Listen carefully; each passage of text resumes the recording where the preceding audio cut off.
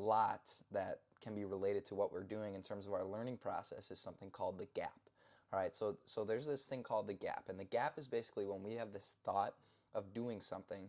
It's the time in between before taking action from the previous thought of doing something, right? So in terms of applying this in my own life lately, when I have something to do or I have an idea of something to do, right, I try to minimize the gap as much as I possibly can. So, like, if I have an idea to make a podcast about the gap, the goal of it is to just stop whatever I'm doing, sit down, open up my phone, get my mic equipment set up, and I start recording the podcast talking about the gap, right? So that's minimizing the gap. That's basically no gap, right? We want no gap, right? Because the more time we have in terms of thought and time in between the thought and action, right, we eventually aren't going to do a lot of those things, which is exactly why a lot of people have endless to-do lists, is because they have a gap, right? We want to have no gap. We take action immediately.